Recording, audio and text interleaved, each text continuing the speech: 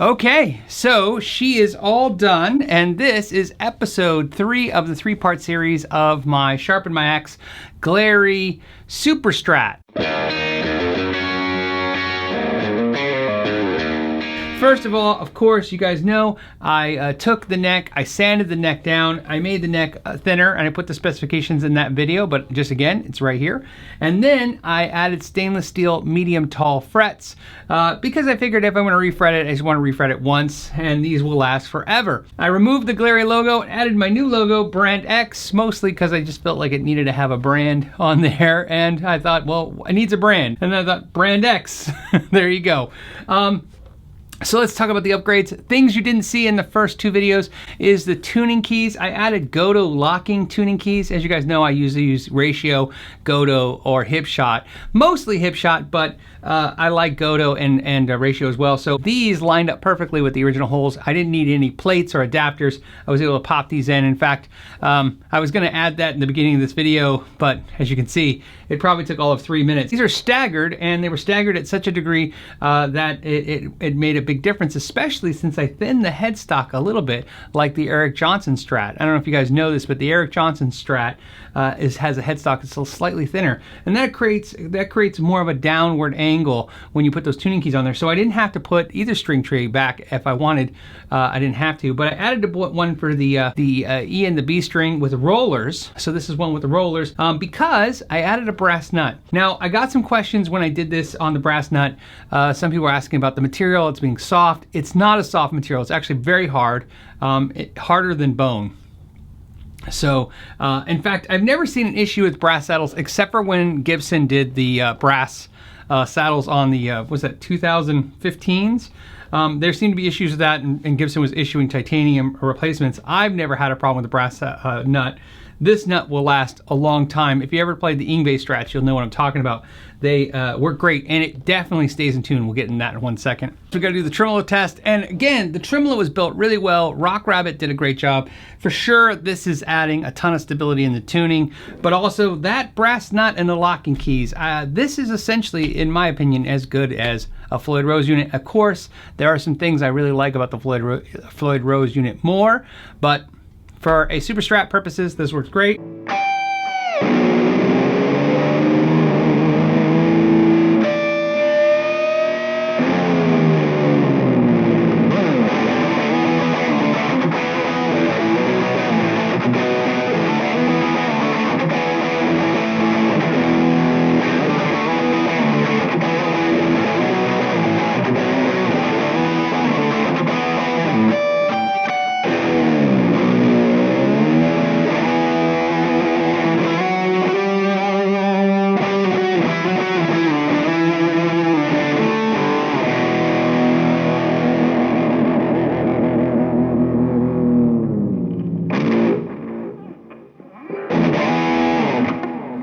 So, as you can see, you don't need to have locking nuts and go crazy. Do you need a brass nut? No, I think if you have a quality Graphtec or a bone nut, you can get away with this too. But I love the brass nut because I always wanted an Yngwie Strat.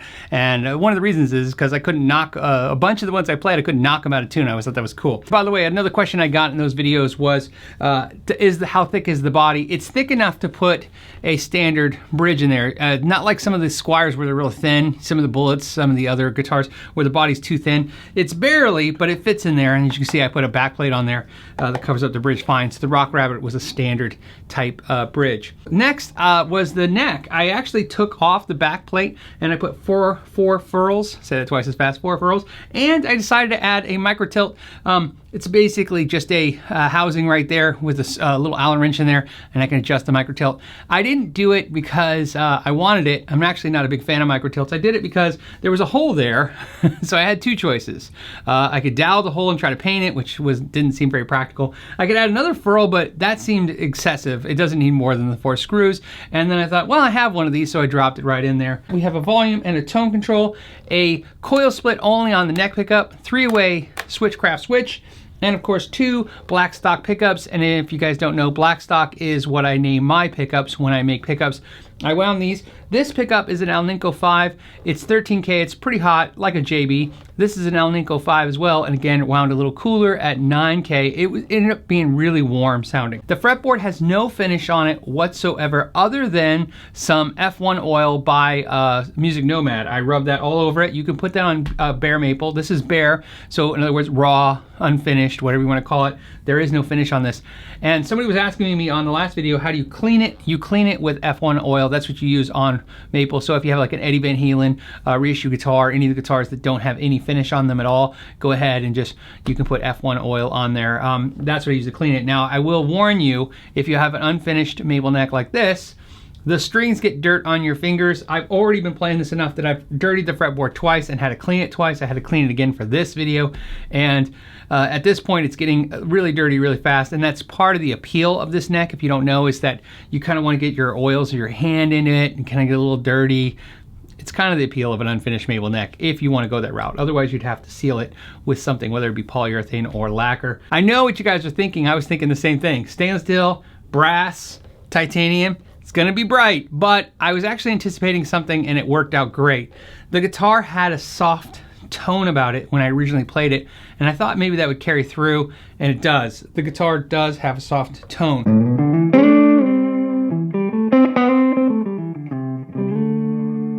And you can hear it's really warm. Now right now I'm running through my Supersonic 22.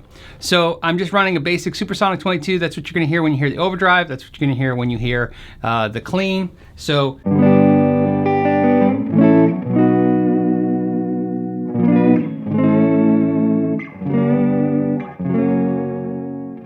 let's go ahead and show you the coil split on this.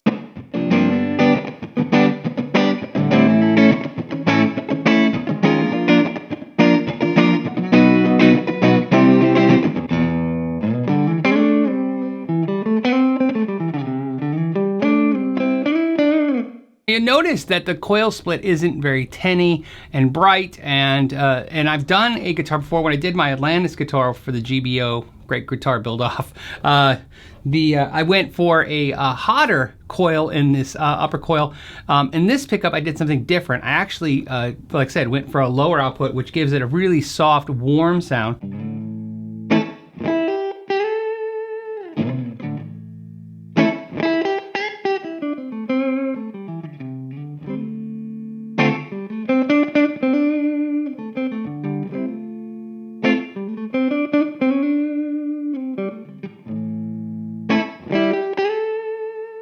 So I did something else really strange with this guitar, which is in the middle position, I wired the pickups out of phase to give that kind of country sound. I wanted something a little different, and really, especially when you roll the tone control back, you really get this kind of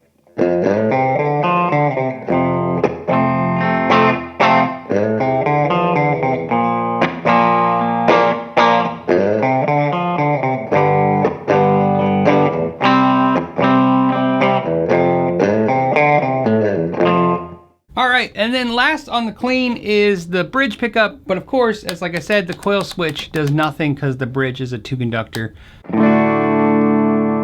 This is a little brighter pickup.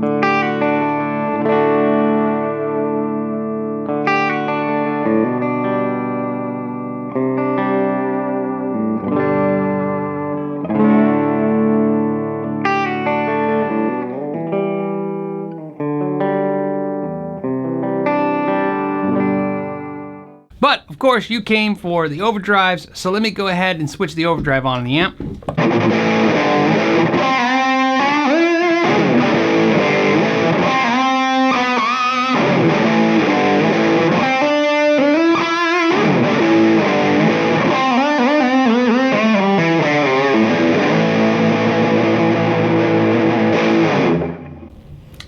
Okay, so now the neck pickup. And you can tell it warms up fast. So the bridge again.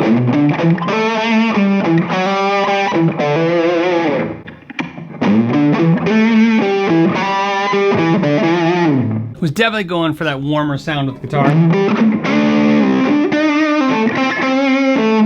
Coil split that.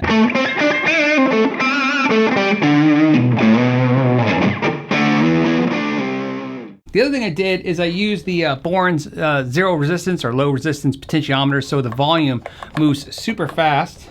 And especially with a big chrome knob like this, it's a little easy. So with a little delay,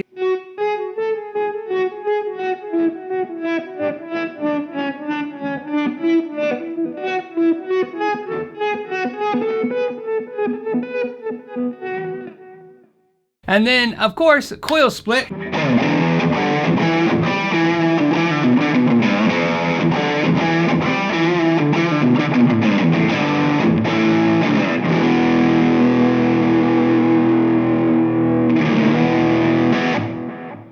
All right, so now it's time for the summation. What do I think after doing this? Well, it was a ton of work, that's for sure. Not only just doing it, of course, that's kind of the day job, but filming it, doing it, editing it was a lot of work. But a couple things I think I learned from this experiment. The first thing I learned is that obviously I never thought about this. You know, I thought about fixing up guitars. We've done those on the channel, but I never thought about converting a $75 guitar into a much better guitar.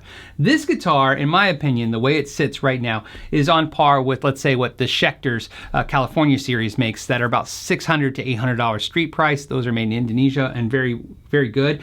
I think mine's a little cooler with the stainless steel frets, of course.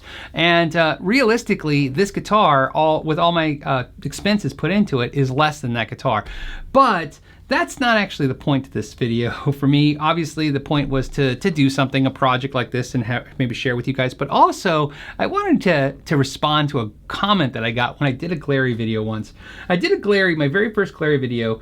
I did a review and of it, and it was a $75 guitar. And there was a comment, and the person said, "You should just throw that straight in the landfill."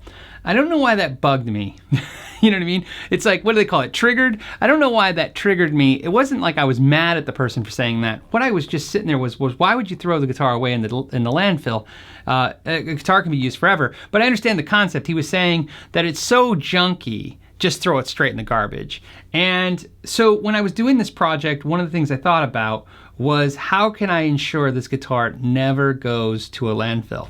Well, here's the deal. It's a solid titanium bridge, stainless steel frets, and a brass nut. It's never going to a landfill. I use the best output jack I can. I use the best pots. I wound the pickups. I used the best keys I could. This guitar will literally last so long that if I wanted to, I could hang it in my grandkids, my great-grandkids could be enjoying this guitar. And this guitar will everybody watching this video, this guitar will be around after you're long gone. And so that's my point. So the thing that's funny is that when you think about them making a guitar for $75, that's kind of interesting that they make such a high price or a low price point. But it was more interesting to think about the fact that with a little bit of work, they could make something truly, truly amazing. This guitar, to me, is really, really cool. One thing I'd like to point out is this guitar, I should unplug this. This guitar is, ready? 6 pounds. It's like 6 pounds, 1 ounce. 6 pounds, 1 ounce. It's just so silly. It weighs nothing. It's great. So it was fun. It was a really cool idea. I don't know if I would do one again, but I think that if you have some time, a little bit of effort, I think you can make a inexpensive guitar, a great guitar. That was the point of this video series, was in this Sharpen Max, I didn't want to just fix up a cheap guitar. I wanted to convert it into something else. It is definitely a better guitar now. There is no reason to not like this guitar. All right, on that note, I'm gonna let you guys go. As always, I want to thank you so much for your time. Till the next time, know your gear.